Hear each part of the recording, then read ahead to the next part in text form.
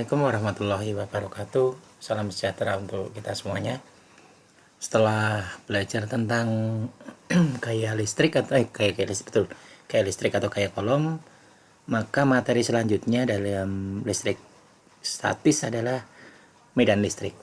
Nanti kita akan belajar menghitung tentang kuat medan listrik. Kalau kemarin kita belajar tentang gaya itu berarti kan interaksi. Gaya itu interaksi antara dua muatan. Nah, kalau kita berbicara tentang medan listrik, medan itu berarti daerah. Artinya nanti kalau bicara medan listrik berarti kita bicara sebuah titik, bukan sebuah muatan ya. Sebuah titik yang masih dipengaruhi oleh sebuah muatan. Jadi kita akan menghitung seberapa besar pengaruh muatan terhadap pada sebuah titik yang berjarak R. Logikanya begini. Kalau saya punya muatan positif ya, kemudian ini muatannya negatif. Garis gayanya itu sebetulnya begini mas, mbak. Dia berarah dari muatan positif ke muatan negatif. Nah banyak gini, nah gini, misalkan gini, dan seterusnya. Nah, misalkan gini. Semuanya dari muatan positif ke muatan negatif. Nanti artinya apa? Artinya ini akan menunjukkan begini. Kalau misalkan ada sebuah muatan, ini misalkan muatannya saya anggap positif. Kemudian ada sebuah titik, ini titik, bukan muatan tapi titik yang akan kita cari kuat medannya berjarak R. Maka nanti kuat medan listrik oleh muatan Q pada titik A ini dapat dihitung dengan E sama dengan K kali Q dibagi dengan R kuadrat. Jadi medan itu hanya berbicara sebuah muatan dan sebuah titik. Kalau gaya kan dua buah muatan, interaksi dua buah muatan. Tapi kalau medan itu berbicara tentang sebuah muatan dan sebuah titik. Titiknya itu nanti yang akan kita tentukan nilainya kuat medannya. Pengaruh medan listrik oleh muatan tersebut pada titik itu. Nah, kuat medan listrik ini juga ini juga besaran vektor. Arahnya bagaimana Pak? Coba kamu lihat. Kuat medan itu arahnya kan selalu dari kutub positif ke negatif. Artinya selalu menjauhi positif, selalu menjauhi muatan positif, tapi akan menuju ke muatan negatif. Berarti nanti kalau muatannya dia positif sebagai contoh ini, maka kuat medan pada titik A akan menjauhi muatan tersebut. Menjauhi berarti harus ke kanan sana. E pada titik A karena muatannya positif. Berbeda kalau dia muatannya negatif. Misalkan di sini muatannya negatif, ini Q-nya, dan kita tinjau sebuah titik, misalkan saya namakan titik B, maka kuat medan listrik pada titik B oleh muatan negatif ini arahnya akan mendekati. Ini semua kan menuju ke muatan negatif ya. Berarti arahnya akan menuju ke muatannya. Ini saya namakan E oleh pada titik B. Nah, perbedaannya itu. Ingat-ingat, kalau muatannya positif berarti kuat medan pada titik di sekitarnya akan menjauhi. Tapi kalau muatannya negatif, maka kuat medan pada titik di sekitarnya akan mendekati muatan tersebut. Jadi kalau diilustrasikan tuh gini. Kalau ini ada muatan negatif ya. Ini misalkan titik banyak nih. Mau kita tinjau kuat medannya, maka semuanya menuju ke sana. Nah, ini kuat medannya. Ini kuat medannya. Kalau dia muatannya negatif loh ya. Kalau negatif. Kalau misalkan muatannya ini positif, maka nanti misalkan ini ada titik lagi, semuanya akan menjauhi. Nah, ini ke atas, ini ke kanan sana, ke kiri, ini ke bawah. Ini kuat medannya. Itu ya. Ingat-ingat, jadi kalau muatannya negatif akan mendekati kuat medannya pada titik sekitarnya, kalau positif dia akan menjauhi. Nah, itu kuat medannya. Kuat medan listrik pada muatan. Nah, nanti kalau saya tunjukkan hubungannya, sekarang kamu lihat ya. Oh iya, satu lagi, karena dia besaran vektor, maka walaupun nanti nilainya muatannya negatif, tidak usah masuk dalam perhitungan ini. Tidak usah masuk dalam perhitungan, sebentar, ini saya hapus dulu. Tidak usah masuk dalam perhitungan karena sudah diwakili oleh arahnya. Kan kalau negatif mendekati muatan, kalau positif berarti menjauhi muatan, gitu ya. Boleh diberi tanda mutlak juga boleh. Yang penting nilai minus pada muatan tidak usah dimasukkan. Sama seperti gaya. Sekarang kalau kamu lihat, gaya itu kan F sama dengan K Q kali Q lagi ya, Q-nya kuadrat ya, per R kuadrat misalkan, Q1 kalikan Q. Maka nanti kalau kita hubungkan dua persamaan ini saya hubungkan, apa atau hubungan antara E dengan F itu, nanti bisa kita peroleh bahwa hubungannya adalah F itu sama dengan Q dikalikan dengan E. Nah, ini hubungan antara gaya dengan kuat medan listrik. Itu ya. Yang harus diingat, ketika muatannya positif, maka kuat medan di sekitarnya menjauhi muatan. Kalau negatif, maka akan mendekati muatan. Oke, nanti di contoh soal penerapannya akan moga-moga jadi lebih jelas. Yang kedua, setelah kita belajar tentang kuat medan, kita akan belajar tentang yang namanya hukum Gauss. Hukum Gauss itu ada hubungannya dengan dengan kuat medan listrik. Jadi ada yang namanya hukum, sebentar, saya buat hitam dulu.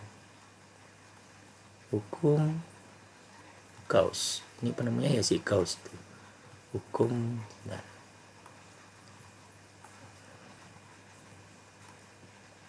Gauss, nah S-nya double. Ini hukum Gauss. Hukum Gauss itu bicara tentang garis-garis gaya medan listrik yang menembus suatu bidang. Jadi misalkan ada sebuah bidang gini ya Mas, Mbak. Nih bidang, ini bidang.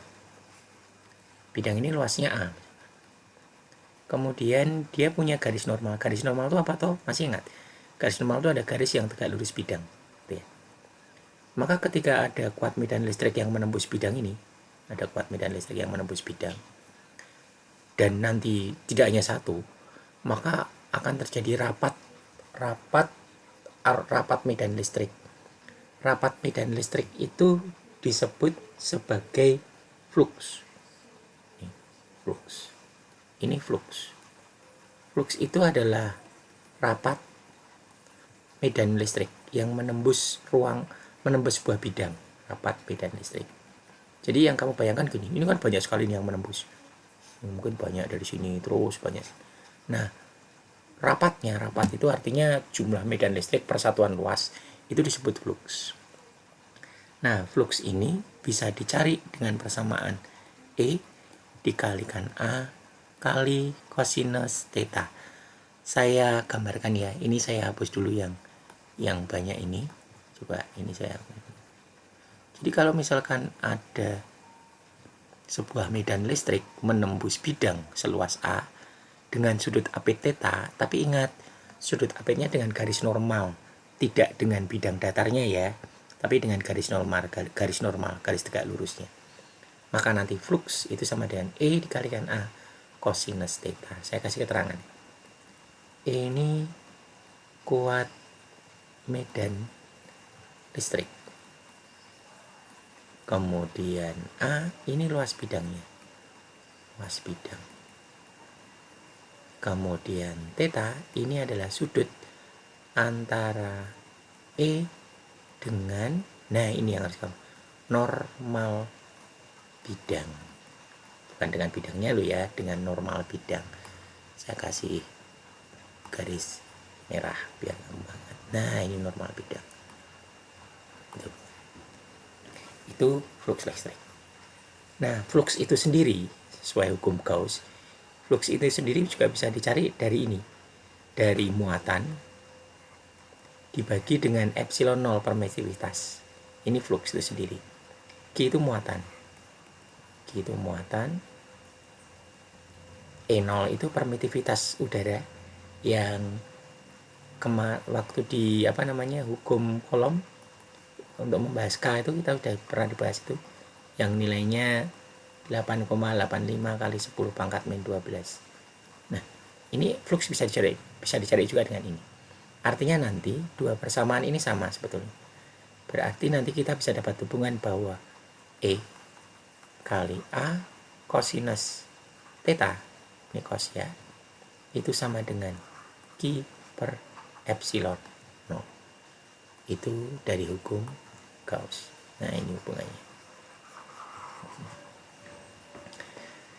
Nah, nanti pemanfaatan dari hukum Gauss itu nanti bisa dimanfaatkan pada dua Yang pertama pada bola berungga yang bermuatan. Yang kedua pada kuat medan pada keping sejajar.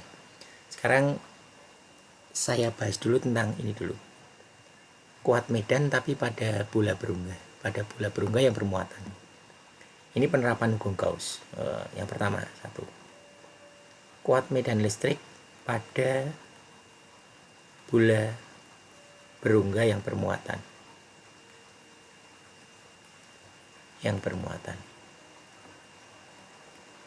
Nah, nanti konsep pada bola yang bermuatan itu seperti ini.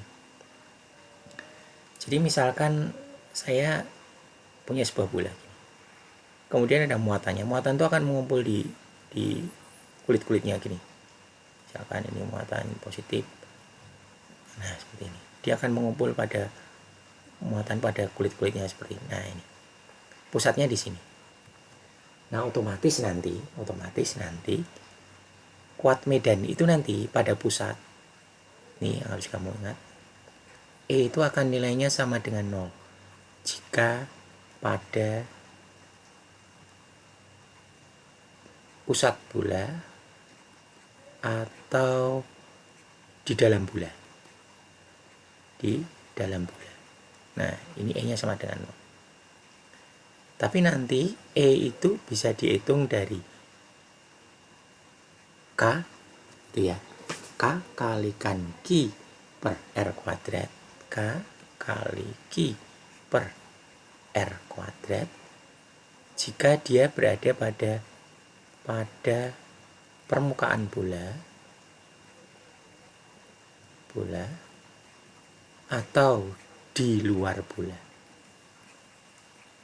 Jadi kalau di dalam bola atau pada pusat bola E-nya 0. Tapi ketika pada permukaan atau di luar bola, maka E-nya tidak sama dengan 0, tapi harus dihitung dengan persamaan K kali Q per R kuadrat. Di mana Q ini adalah muatan bolanya, muatan bola berungga. Muatan bola satuannya bola. Nah, sekarang kalau dia pada permukaan berarti ini jari-jarinya R, pakai R ini. Kalau misalkan dia di luar, Pak, ini di sini, di titik ini, misalkan titik A, maka sama dengan ini penerapannya. Karena dia di luar bola, maka E itu sama dengan K kalikan Q per R. Ini misalkan, ini saya beri nama R kecil ya, ditambah dengan R dikuadratkan. Nah, ingat-ingat, semua ngitungnya dari pusat. Berarti jari-jari ditambah dengan jaraknya terhadap ya, dari kulitnya ini. Jadi misalkan ini dari kulit titik A ini berjarak R, maka nanti kuat medannya adalah kaki R per R kuadrat. Kalau di permukaan berarti tinggal langsung pakai jari-jari R-nya. Tapi kalau di luarnya berarti harus kamu jumlahkan dari pusat sampai ke titik tersebut. Nah, itu pada bola berungga. Yang kedua nanti penerapannya kuat medan itu pada keping sejajar. Keping sejajar itu apa tuh, Pak? Keping sejajar itu adalah keping yang bermuatan. Jadi ada 2 keping bermuatan. Nanti ini juga dipakai juga pada kapasitor. Nanti kita akan belajar kapasitor.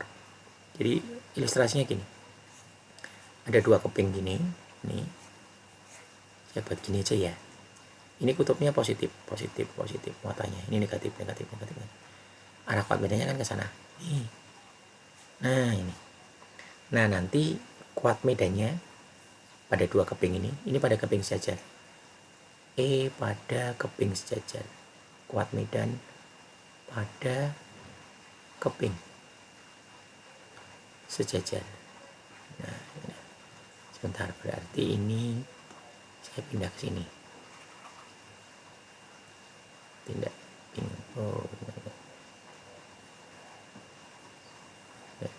Ini saya pindah ke sini.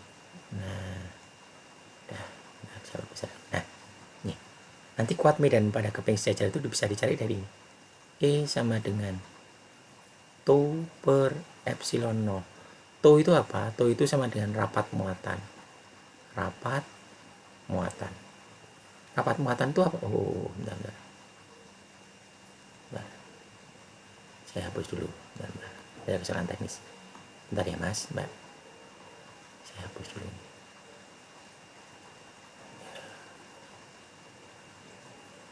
apa ini tadi, jadi garis gini ya, udah